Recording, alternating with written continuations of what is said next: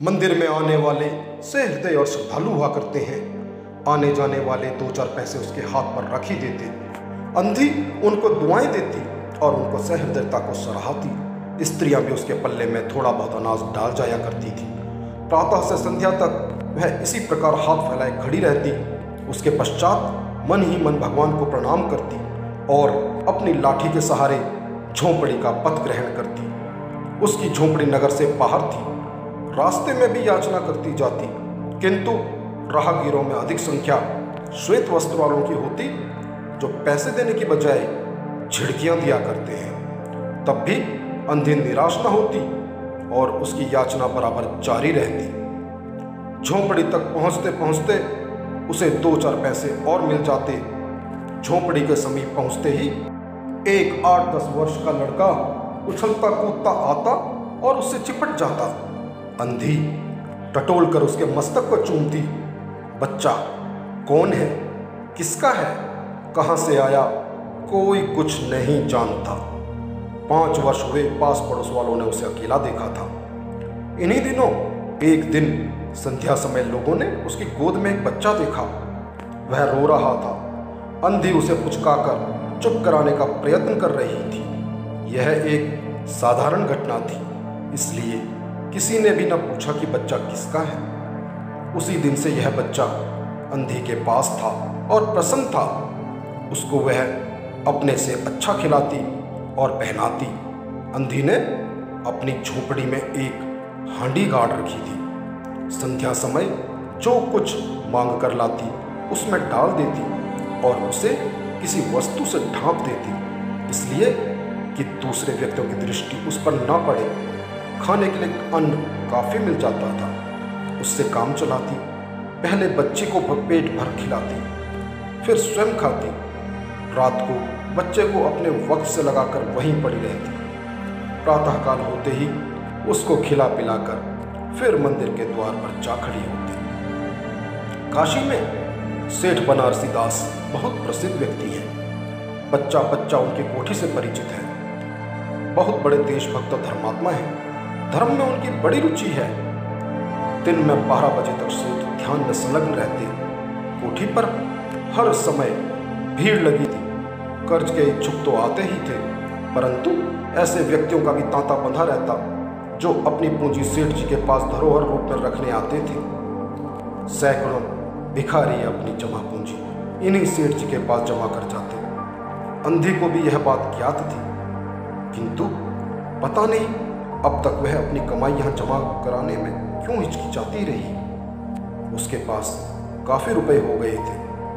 हांडी लगभग पूरी भर गई थी। उसको शंका थी कि कोई चुरा न ले। एक दिन संध्या समय अंधी ने वह हांडी उखाड़ी और अपने फटे हुए आंचल में छिपाकर सेठ जी की कोठी पर पहुंची। सेठ जी बही खाते के पृष्ठ उलट रहे थे। उन्होंने पूछा, क्या है बुढ़िया? अंधी ने हांडी उनके आगे सरका दी और डरते डरते कहा, सेठ जी इसे अपने पास जमा कर लो। मैं अंधी अपाहिज कहाँ रखती फिरूंगी। सेठ जी ने हांडी की ओर देखकर कहा, इसमें क्या है? अंधी ने उत्तर दिया, भीख मांग मांग कर अपने बच्चे के लिए कुछ धन इकट्ठा किया है। अपने पास रखने से डरती हूँ, कृपया इन्हें आप अपनी तिजोरी में रख लें। सेठ ने मुनीम की ओर संकेत करते हुए कहा, बही में जमा कर लो। फिर बुढ़िया से पूछा, तेरा नाम क्या है? अंधी ने अपना नाम बताया। मुनीम जी ने नकदी गिनकर उसके नाम से जमा कर ली और वह सेठ जी को आशीर्वाद देती हुई अपनी झोपड़ी में चली गई। 2 वर्ष बहुत सुख के साथ बीते। इसके पश्चात एक दिन लड़के को ज्वर ने आ दबाया। अंधी ने दवा दारू की, झाड़ फूंक से भी काम लिया, टोने टोटके की परीक्षा की, परंतु संपूर्ण प्रयत्न व्यर्थ सिद्ध हुए। लड़के की दशा दिन प्रतिदिन बुरी होती गई। अंधी का हृदय टूट गया। साहस ने जवाब दे दिया, निराश हो गई, परंतु फिर ध्यान आया कि संभवतः डॉक्टर के इलाज से फायदा हो जाए। इस विचार के आते ही वह गिरती पड़ती सेठ जी की कोठी पर आ पहुंची। सेठ जी उपस्थित थे। अंधी ने कहा, सेठ जी मेरी जमा पूंजी में से 5-10 रुपये मुझे मिल जाएं तो बड़ी कृपा हो। मेरा बच्चा मर रहा है, डॉक्टर को दिखाऊंगी। सेठ जी ने कठोर स्वर में कहा, कैसी जमा पूंजी, कैसे रुपए? मेरे पास किसी के रुपए जमा नहीं है। अंधी ने रोते हुए उत्तर दिया, 2 वर्ष हुए मैं आपके पास धरोहर रख गई थी, दे दीजिए, बड़ी दया होगी। सेठ जी ने मुनीम की ओर रहस्यमय दृष्टि से देखते हुए कहा, मुनीम जी जरा देखना तो, इसके नाम की कोई जमा पूंजी है क्या? तेरा नाम क्या है री? अंधे की जान में जान आई। पहला उत्तर सुनकर उसने सोचा कि सेठ बेईमान है, किंतु अब सोचने लगी संभवतः उसे ध्यान न रहा होगा। ऐसा धर्मी व्यक्ति भी भला कहीं झूठ बोल सकता है। उसने अपना नाम बता दिया। उलट पलट कर देखा, फिर कहा, नहीं तो इसके नाम पर 1 पाई भी जमा नहीं है। अंधी वहीं जमी बैठी रही। उसने रो रो कर कहा, सेठ जी परमात्मा के नाम पर, धर्म के नाम पर कुछ दे दीजिए, मेरा बच्चा जी जाएगा, मैं जीवन भर आपके गुण गाऊंगी। सेठ ने क्रुद्ध होकर उत्तर दिया, जाती है या नौकर को बुलाऊं? अंधी लाठी टेक कर खड़ी हो गई और सेठ जी की ओर मुंह करके बोली, अच्छा भगवान तुम्हें बहुत दे, और अपनी झोपड़ी की ओर चल दी। यह आशीष न था, बल्कि एक दुखी का शाप था। बच्चे की दशा बिगड़ती गई, दवा दारू हुई ही नहीं, फायदा क्यों कर होता। एक दिन उसकी अवस्था चिंताजनक हो गई, प्राणों के लाले पड़ गए। उसके जीवन से अंधी भी निराश हो गई। सेठ जी पर रह रहकर उसे क्रोध आता था।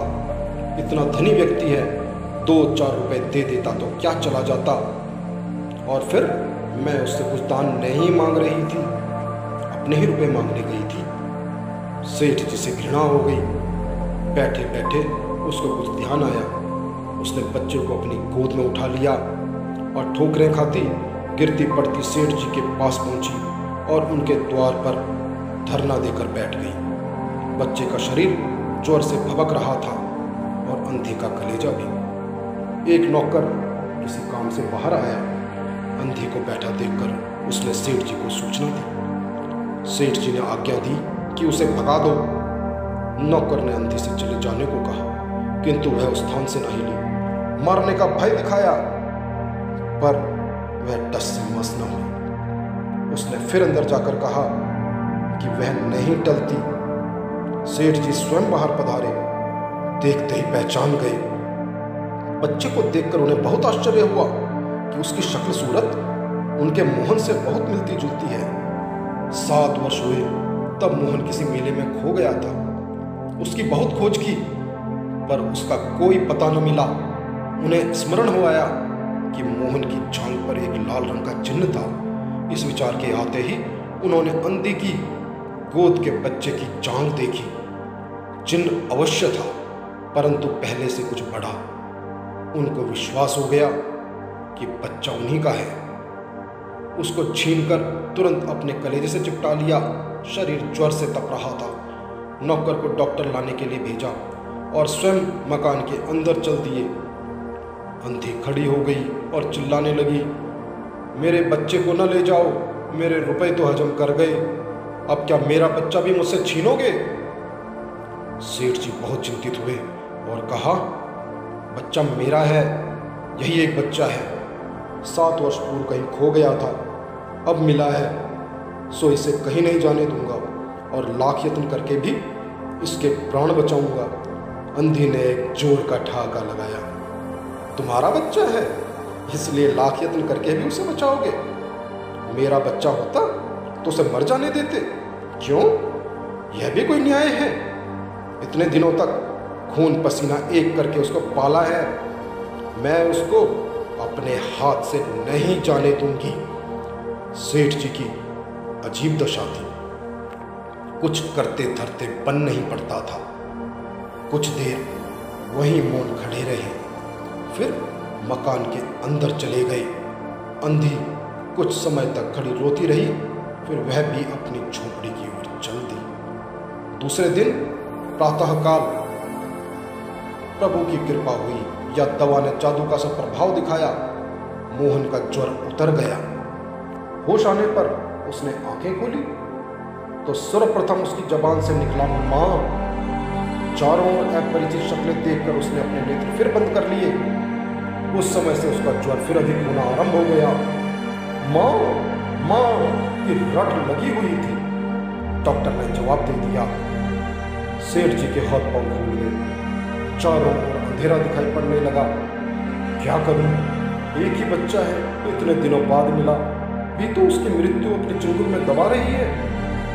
इसे कैसे बचाऊं? सहसा उसको अंधी का ध्यान आया।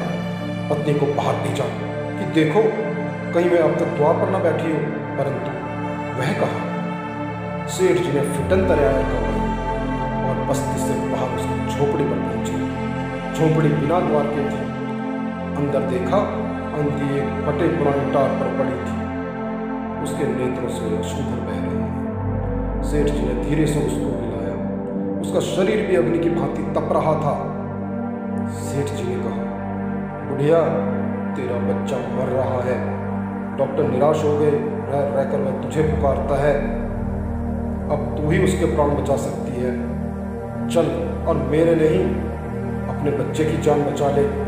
अंधी ने उत्तर दिया, मरता है तो मरने दो, मैं भी मर रही हूँ। हम दोनों स्वर्ग लोक में फिर माँ बेटे की तरह मिल जाएंगे। इस लोक में सुख नहीं है, वहाँ मेरा बच्चा सुख में रहेगा। मैं वहाँ उसकी सुचारू रूप से सेवा सुरक्षा करूंगी। सेठ जी रो दिए। आज तक उन्होंने किसी के सामने सिर न झुकाया था, किंतु इस समय अंधी के पांव पर गिर पड़े और रो रो कर कहा, ममता की लाज रख लो। आखिर तुम भी उसकी माँ हो। चलो तुम्हारे जाने से मैं बच जाएगी। ममता शब्द ने अंधी को विकल कर दिया। उसने तुरंत कहा, अच्छा चलो। सेठ जी सहारा देकर उसे बाहर लाए और फिटन पर बिठा दिया। फिटन घर की ओर दौड़ने लगी। उस समय सेठ जी और अंधे भिखारी दोनों की एक ही दशा थी। दोनों की यही इच्छा थी कि शीघ्र से शीघ्र अपने बच्चे के पास पहुंच जाए। कोठी आ गई। सेठ जी ने सहारा देकर अंधी को उतारा और अंदर ले गए। भीतर जाकर अंधी ने मोहन के माथे पर हाथ फेरा। मोहन पहचान गया, यह उसकी माँ का हाथ है। उसने तुरंत नेत्र खोल दिए और उसे अपने समीप खड़े हुए देखकर कहा, माँ तुम आ गई। अंधी भिखारी मोहन के सिरहाने बैठ गई और उसने मोहन का सिर अपनी गोद में रख लिया। उसको बहुत सुख अनुभव हुआ और वह उसकी गोद में तुरंत सो गया। दूसरे दिन से मोहन की दशा अच्छी होने लगी और 10-15 दिन में वह बिल्कुल स्वस्थ हो गया। जो काम हकीमों के जोशामदे, वैद्यों की पुड़िया और डॉक्टरों के मिक्सचर न कर सके, वह अंधे के स्नेहमयी सेवा ने पूरा कर दिया। मोहन के पूरी तरह स्वस्थ हो जाने पर अंधे ने विदा मांगी। सेठ जी ने बहुत कुछ कहा सुना कि वह उन्हीं के पास रह जाए, परंतु वह सहमत न हुई। विवश होकर विदा करना पड़ा। जब वह चलने लगी तो सेठ जी ने रुपयों की एक थैली उसके हाथ में दे दी। अंधे ने मालूम किया, इसमें क्या है? सेठ जी ने कहा, इसमें तुम्हारी धरोहर है, तुम्हारे रुपए। मेरा वह अपराध, अंधे ने बात काट कर कहा, यह रुपए तो मैंने तुम्हारे मोहन के लिए संग्रह किए थे, उसी को दे देना। अंधी ने थैली वहीं छोड़ दी और लाठी टेकती हुई बाहर चल दी। बाहर निकलकर उसने घर की ओर नेत्र उठाए। उसके आंसू बह रहे थे, किंतु वह एक भिखारिन होते हुए भी सेठ से महान थी। इस समय सेठ एक याचक था और वह दाता थी। धन्यवाद दोस्तों।